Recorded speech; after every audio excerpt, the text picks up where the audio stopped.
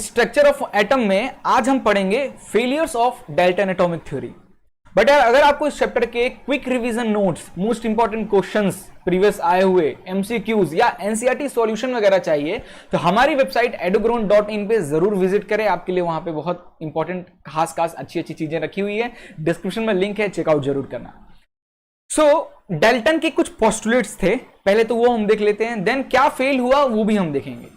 तो अगर आप देखोगे यहां से ध्यान से, the postulates of atomic theory of John Dalton, ठीक है, क्या था? पहला ये था कि द मैटर, जो मैटर है यानी जो सॉलिड लिक्विड गैस है, जो मैटर है, is made up of tiny particle, वो एक छोटे छोटे टाइनी पार्टिकल से बने हैं जिन्हें एटम्स कहते हैं, and can not be divided. वो एटम से बनते हैं और एटम जो है वो फर्दर डिवाइड नहीं हो सकता। देखो मैटर जो है वो छोटे छोटे पार्टिकल से मिले जिन्हें हम एटम कहते हैं। अब वो जो एटम है वो फर्दर डिवाइड नहीं हो सकता है।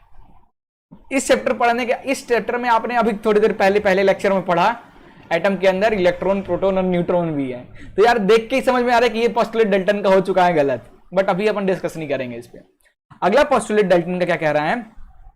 It is atom are never formed और destroyed during a chemical reaction. हाँ, ये कहीं तक सही है ना, ये ठीक है। एटम जो है, केमिकल जब रिएक्शन होता है तो एटम ना ही बन सकता है और ना ही डिस्ट्रॉय हो सकता, लाइक दैट। बट एक तरीका है जिसे डिस्ट्रॉय किया जा सकता है, बट वो बहुत हाई लेवल है, उसको छोड़ दो भाई। Now atom of an element exhibit same nature. अच्छा, एटम एलिमेंट के सेम नेचर के होते हैं, गलत। ये जो पोस्टुलेट है ये भी गलत हो जाएगा। क्यों हो जाएगा अभी क्लियर हो जाएंगे। क्या कहा था डाल्टन ने? कहा था लाइक हाइड्रोजन। अब हाइड्रोजन ले लो या कार्बन, ठीक है, हाइड्रोजन के जो एटम है और कार्बन के जो एटम है उन दोनों के बीच में डिफरेंट है, ये डाल्टन ने भी कहा था। पर डाल्टन ने एक और बात कहा था कि जो कार्बन के जो एटम है, तो मान लो कार्बन, तो कार्बन छोटे छोटे एटम से मिलकर बना है, तो कार्बन के अंदर जितने भी एटम है उन सबकी प्रॉपर्टीज सेम है। बट ऐसा नहीं है, क्योंकि हम जानते हैं आगे चल के कि हमने आइसोटोप्स पढ़ा था, कार्बन के अलग अलग वेरिएंट, है ना। लोकी देखा है ना, लोकी मूवी, वेरिएंट लोकी। तो कार्बन के भी अलग अलग वेरिएंट्स हैं, है ना। तो इसकी वजह से ये थ्योरी भी उनका गलत हो जाता है।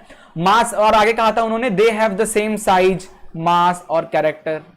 ये तो सीधे गलत हो जाएगा यार, ये डाल्टन के एटॉमिक, तो ये तो सीधे गलत प्रूव हो रहा है। No, atom of different element exist variant nature, they do not have the same characteristic. अच्छा, एक ये भी है, कुछ ऐसे आइसोबार्स हैं जिनके मास सेम है, भले एटॉमिक नंबर अलग अलग है, but there will be some characteristic will be same, like mass. अभी हम देखेंगे, ठीक है। आगे कहा था डाल्टन ने, atoms from compound by combining in the ratio of whole number, ठीक है, ये तो सही है। A compound contain a constant number and the kind of atom, ठीक है, ये भी सही है। ये सब डाल्टन ने ये सब कहा था। तो इसमें मुझे किससे आपत्ति है, मतलब मुझे नहीं, 19th सेंचुरी के एंड में जो साइंटिस्ट थे उनको ये कुछ दो स्टार्टिंग के ये वाला पोस्टुलेट रॉन्ग प्रूफ हुआ। क्यों? क्योंकि एटम को हम जानते हैं फर्दर डिवाइड किया गया है भाई, एटम्स को फर्दर डिवाइड किया गया है इलेक्ट्रॉन, प्रोटॉन और न्यूट्रॉन में। तो ये स्टेटमेंट तो गलत है कि एटम ही सबसे छोटा पार्टिकल है।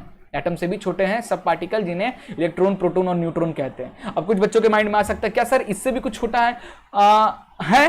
कुछ एक्सपेरिमेंट के द्वारा बॉम्बार्डिंग करा के आप पढ़े होगे कुछ दिन पहले, गॉड पार्टिकल डिस्कवर हुआ है, तो है, तभी तो कुछ ना कुछ आ रहा है, अच्छे तरीके से नहीं आ रहा, बट कुछ ना कुछ हमको मिल रहा है साइंटिस्ट को, है लेकिन जरूर, है ना। नाउ अगला क्या प्रॉब्लम था कि atoms of an element exist same nature, they have same size, mass, ऐसा कैसे पॉसिबल है? तो कार्बन का ही आइसोटोप, आइसोटोप्स क्या होते हैं? आइसोटोप्स एक ही एलिमेंट के नंबर ऑफ वेरिएंट्स, एक ही एलिमेंट के number of variants, like carbon, एक सबका आइसोटोप यानी मास क्या है वो सेम, सॉरी मास डिफरेंट होंगे, जो वेरिएंट्स होंगे उनके जो मास हैं वो डिफरेंट होंगे, but their atomic number will be same. जैसे कार्बन एटॉमिक नंबर 6, ये भी कार्बन का एटॉमिक नंबर 6, ये भी कार्बन का atomic number 6, but their mass will be different. इसका मास है 12, इसका मास है 13, इसका मास है 14, है ना। तो ये आइसोटोप होते हैं, mass will be different but atomic number same. तो ये चीज आया ना, नंबर ऑफ वेरिएंट्स तो मिले। फिर कैसे कार्बन के अंदर जितने भी एटम है कार्बन के सब सेम हो सकते हैं क्या? नहीं हो सकते, क्योंकि उनका वेरिएंट अलग अलग हो सकता है। ये पॉसिबिलिटी है कि वो आइसोटोप्स में हो, तो देन क्या कहोगे?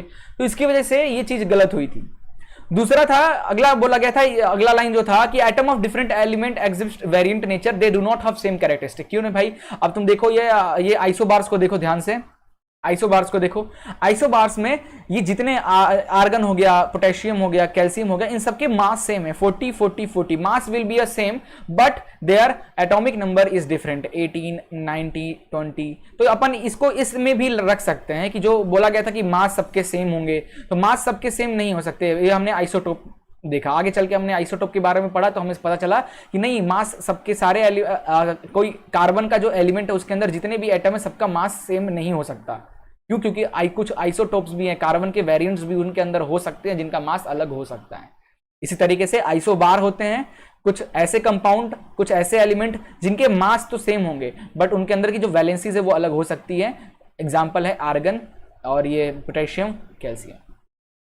तो यार ये कुछ फेलियर्स थे डाल्टन एटॉमिक थ्योरी के, बस यही कुछ 2-3 पॉइंट्स थे फेलियर को, और ये काफी इंपॉर्टेंट रोल फॉलो करते हैं। ठीक है, तो यार आज अपन इतना ही डिस्कस करेंगे, छोटा सा लेक्चर था failure of Dalton atomic theory, that's all. आने वाले लेक्चर्स में अपन इसके नेक्स्ट टॉपिक्स को स्टार्ट करेंगे। तब तक के लिए goodbye and take care.